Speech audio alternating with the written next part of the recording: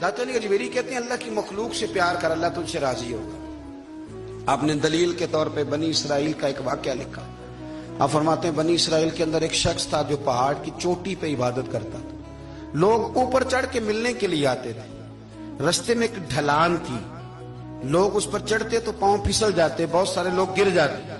ایک دن وہ شخص کہنے لگا اللہ اگر تو اسے نہ بناتا تو کیا ہوتا، ایسے بیکار بنا دی، رب ناراض ہو گیا۔ اس وقت کے پیغمبر علیہ السلام کو وہی فرمائی سے کہو تو میری تخلیق پہ اعتراض کرتا ہے، جا میں نے تیرا نام ولیوں کی صف سے کاٹ کے نافرمانوں کی صف میں لکھ دیا۔ وہ نبی اس امت کے علیہ السلام تشریف لائے اور آ کے اسے کہا کہ رب کریم نے تیرا نام کاٹ کے نا ولیوں کی لسٹ سے نافرمانوں کی لسٹ میں لکھا ہے۔ کہنے لگا حضور اللہ نے خود لکھا ہے؟ ہاں۔ وہ سجدے میں گر گئے، یا اللہ تیرا شکر ہے، یا اللہ تیرا شکر ہے۔ وہ پیغمبر فرمانے لگے یہ کیا کر رہے ہو؟ عرض کی حضور آپ نے کہا ہے نا اللہ نے میرا نام لیا، میں کہاں اور میرا رب کہاں؟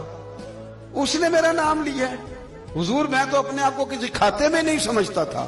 اچھا اگر مالک نے اب مجھے نافرمان فرما دیا ہے اور میری غلطی سے فرمایا ہے دوزخ میں تو میں جاؤں گا۔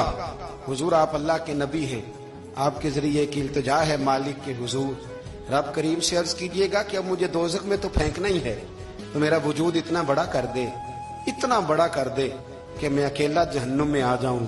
میرا دل نہیں کرتا اللہ کا کوئی اور بندہ دوزخ میں جائے، میں چاہتا ہوں اتنے پیارے پیارے مخلوق پیدا کیے اس نے، کوئی جلے نہ، کوئی دوزخ میں جلے نہ، مجھے بڑا کر کے نہ اکیلا بھر دے میرے وجود کو، میں اکیلا جلوں گا۔ عرض کرے رب کی بارگاہ میں، وہ پیغمبر وہی کھڑے تھے، وہی آئی، اے میرے نبی سے کہہ دو تو میرے بندوں سے پیار کرتا ہے تو میں تجھ سے پیار نہ کروں؟ جا میں نے تجھے معاف بھی کیا، تیرے لیے جنت کا فیصلہ بھی کیا، اور قیامت میں جس جس کی تو سفارش کرے گا میں ان سب کو بھی جنت عطا کر دوں گا۔